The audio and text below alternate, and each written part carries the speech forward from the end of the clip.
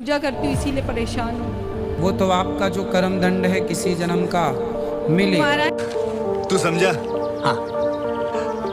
नहीं, तू समझा नहीं। प्रारब्ध तो भोगना ही पड़ता है। अब आप चाहे राधा नाम पे विश्वास करो या ना करो, आप भगवान को मानो या ना मानो, वो तुम्हारी रुचि है। प्रारब्ध को भोगना पड़ेगा। अच्छा ठीक है, समझ गया। और अभी तो रुको, क्लाइमैक्स अभी बाकी है। कर्म का भोग तो परमात्मा को भी भोगना पड़ता है। सभी ये कहते हैं कि जो कर्म में लिख रखा है वो तो भोगना ही पड़ेगा। कर्म फल भोगना तो पड़ेगा। आज इसी विषय को विस्तार से क्लियर करने के लिए हम आपके बीच कुछ आध्यात्मिक जानकारों के विचार लेकर आए हैं। इन आध्यात्मिक जानकारों में एक तरफ हैं प्रेमानंद जी महाराज, वो कुछ अन्य आध्यात्मिक जानकार, वहीं दूसरी ओर हैं संत रामपाल जी महाराज। इन आध्यात्मिक जानकारों में किसका ज्ञान उत्तम है? कमेंट करके हमें अपनी राय अवश्य दें। अगर इस चैनल पर आप पहली बार आए हैं तो फटाफट से वीडियो को लाइक और चैनल को सब्सक्राइब जरूर कर दें। तो चलिए वीडियो शुरू करते हैं। ये तुम्हारे कर्म का ही तो परिणाम आया, इच्छा के विरुद्ध। तुम आज से थोड़ी हो, जब से सृष्टि रची गई तब से हो। तुम आज वर्तमान को देख रही, तो वर्तमान के देखने से तुम्हारा जो भूत कर्म है वो तुम्हें छोड़ेगा क्या? भूत की तरह पीछे लगा हुआ, उसका नाश जब तक नहीं होगा तब तक तुम्हारी इच्छा के विरुद्ध वो आचरण करवाएगा, इच्छा के विरुद्ध वो वहां की समस्या पैदा करेगा और तुम्हें जलाएगा।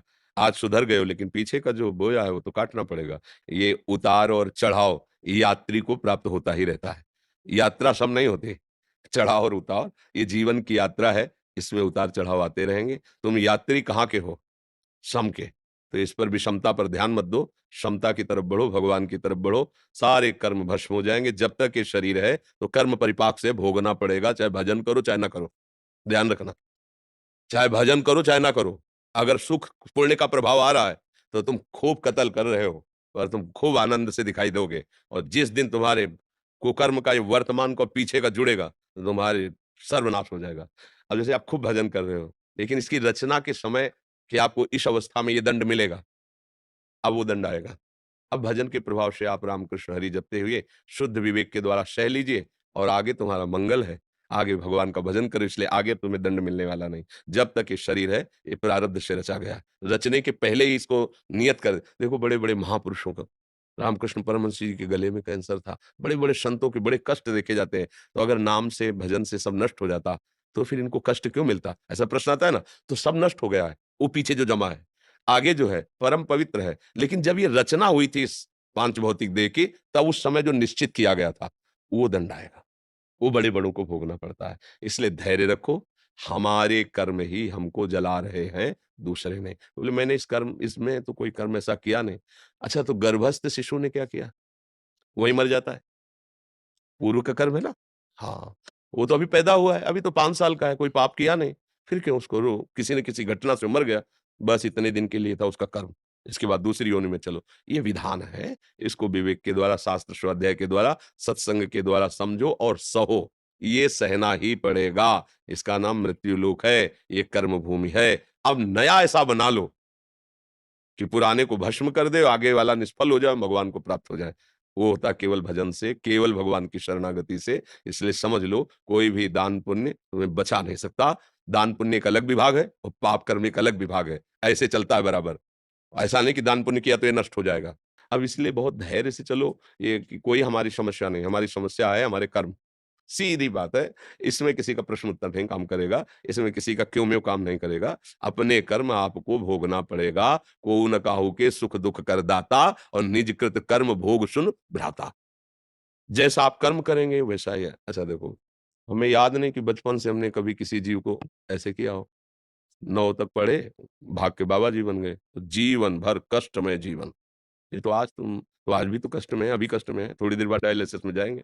जीवन कष्ट में, भूख, सर्दी, गर्मी, बरसात, गालियां, अपमान सब सहते हुए बढ़ते चले गए। हालत आज क्या है हमारी? डायलिसिस से जी रहे हैं। तो बड़े से बड़ा कष्ट मुस्कुरा के सहने की हिम्मत आ गई। बस ये बात आंतरिक समझो। इसीलिए हम कहते हैं लोग भागे घूम रहे हैं। तुम्हारे दुख को निवारण कर सके ऐसा विश्व ब्रह्मांड में कोई पैदा नहीं हुआ। आशीर्वाद की भावना से तो आते हो ना हमारे पास। समझना हमारी बात। हमारा मतलब गोलमोल नहीं होता, सीधी बात। अगर आशीर्वाद से काम चलता तो मैं अपनी किडनी ठीक कर लेता। डायलिसिस में क्यों लेटता?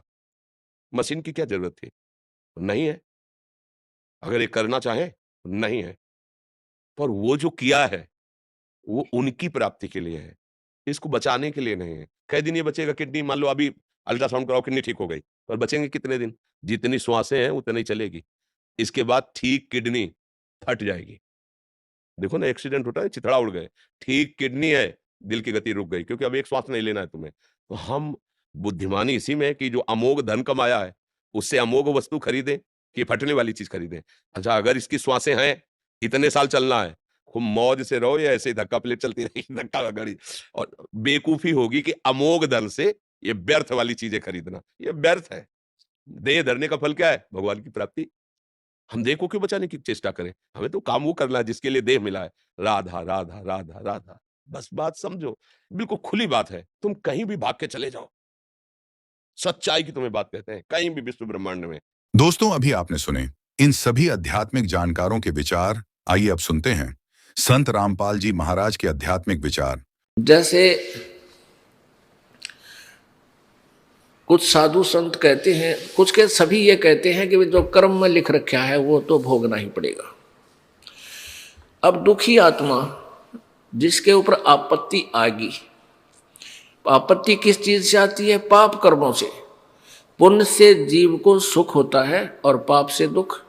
जब संकट आता है किसी प्रकार का, चाहे शारीरिक है, चाहे कोई और मानसिक परेशानी है, या कोई और किसी प्रकार का घर में या पशु हानि होती है, धन हानि होती है, तो ये उसी समय होती है जब पाप कर्म प्रारंभ हो जाते हैं। जब तक पुण्य चलते हैं ये प्राणी सुखी रहता है, चाहे ये कितने पाप करे, बुरे से बुरे कर्म भी करते हैं, मांस भी खाते हैं, शराब भी पीते हैं, बीड़ी भी पीते हैं, तम्बाकू भी खाते हैं, चोरी भी करते हैं, हत्याएं भी कर देते हैं, और वो लोग भी सुखी नजर आते हैं क्योंकि उनके पुण्य चल रहे हैं, प्रारब्ध वाले।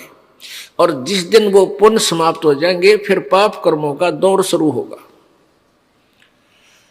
और फिर देखना उसकी क्या दुर्गति होगी।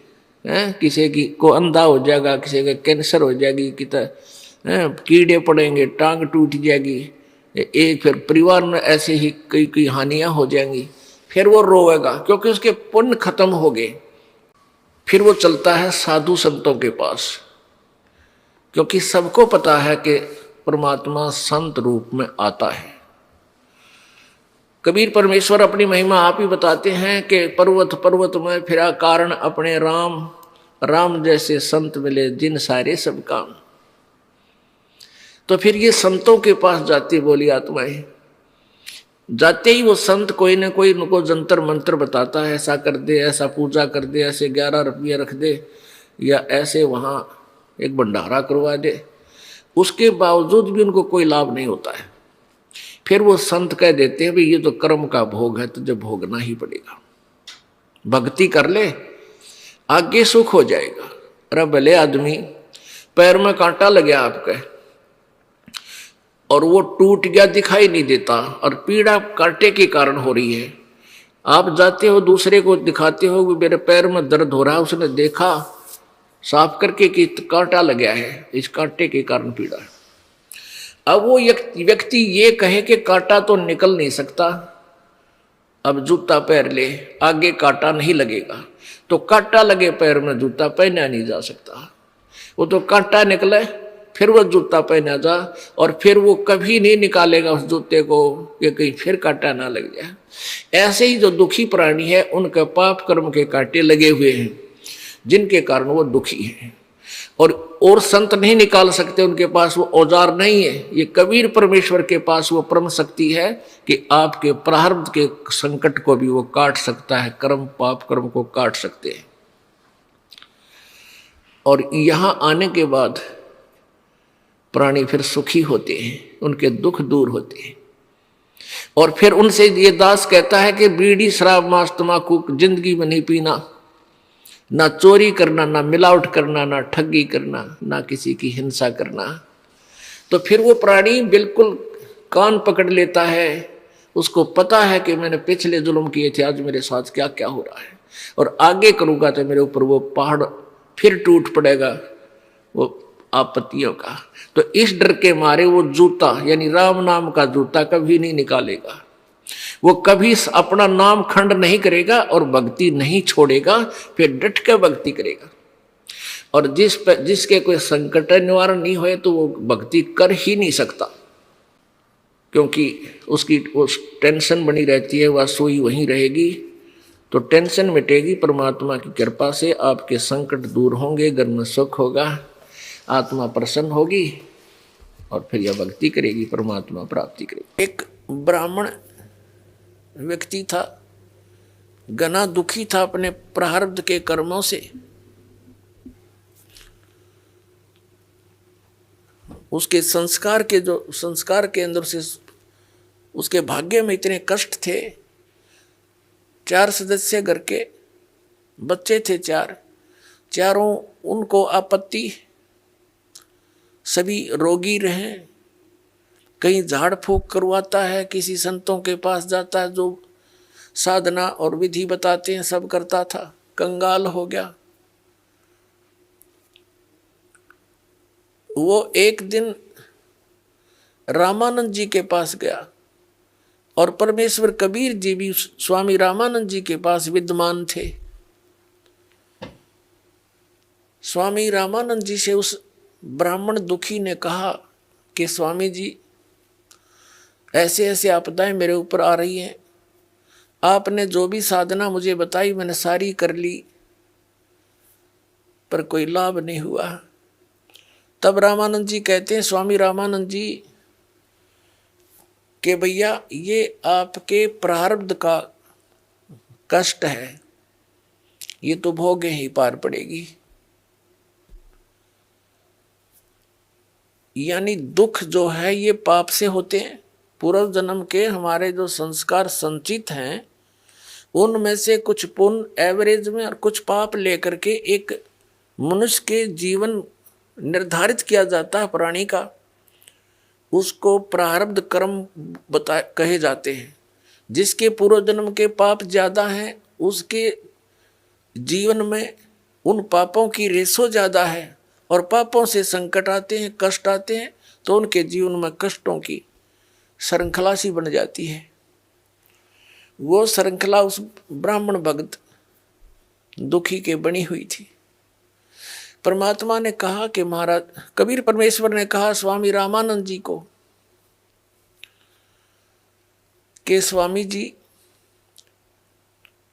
आप कह रहे हो कि इनके तेरे प्रारब्ध के कर्म हैं, ये तो भोगने ही पड़ेंगे। तो परमेश्वर ने कहा फिर भक्ति की आवश्यकता क्या रही?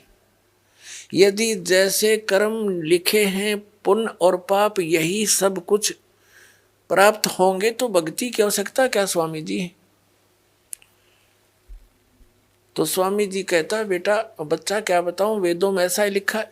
परमात्मा बोले, तुमने वेदों का कह का भी पता को नहीं, वेदों का नाम लेते हो, स्वयं भ्रमित हो, जनता को मिसगाइड किए बैठे हो। अब स्वामी रामानंद जी तो परमात्मा को देख रहे थे, देख कर आए थे सतलोक में।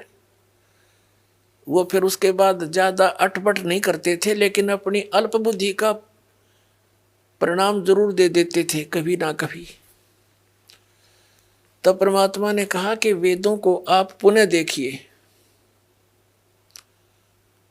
उसमें स्पष्ट लिखा है कि परमात्मा घोर पाप भी नाश करता आपके जीवन का, प्रारब्ध का, सत साधना करने वाले का। नहीं तो फिर भक्ति की आवश्यकता क्या है? जाइए नो के नो दे ही टूटेंगी भक्ति इंसान की, फिर क्या यूज भक्ति का? अपनात्मा जैसे किसी के पैर में कांटा लगा हो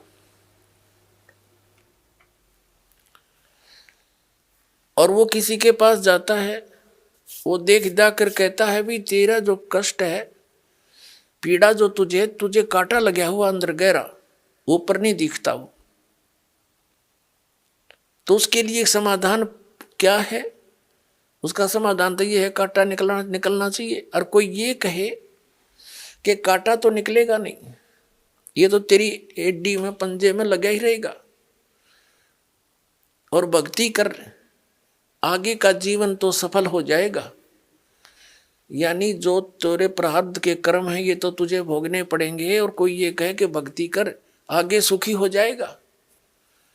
पुण्यात्माओं को ये कहे कि तेरे पैर का कांटा तो निकला नहीं और जूता पहन ले, आगे कांटे ना लगेंगे, तो कांटा लगे पैर में जूता पहना नहीं जा सकता, वो तो कांटा निकले। और फिर उसको सलाह दी जा कि जूता मत निकाल दिए सफर में, तो उस डर के मारे के कहीं फिर ना बात बिगड़ जा, वो कभी जूता नहीं उतारे फिर उस सफर में। तो पुण्यात्माओं, जिनको कर्म के कांटे चुभे हुए हैं और उनको कोई सलाह दे कि ये कर ले वो कर ले, कुछ देर तो करते हैं वो, फिर जब उनको ये सलाह मिलती है अंत में ये मिल जाता है कि कर्म तो भोगने ही पड़ेंगे, प्रारब्ध के हैं, और भक्ति कर ले, खाक भक्ति करेगा वो, कर ली भक्ति उसने तो फिर वो उस कांटे पर ध्यान रहेगा, पहन सकता जूता उसको। तो कहने का भाव ये है कि हमारे सदग्रंथ जो हमें बताना चाहते हैं वो हमारे धर्मगुरु परिचित नहीं थे, परमात्मा के गुण क्या बताते हैं ये डंडोरा किस चीज का पीट रहे थे, ये सारा मिसगाइड किए बैठे थे अपने को। ऐसे आज तक जितने भी महापुरुषों आप देखो सबकी यही दशा है, इन्हें कख नहीं पता था।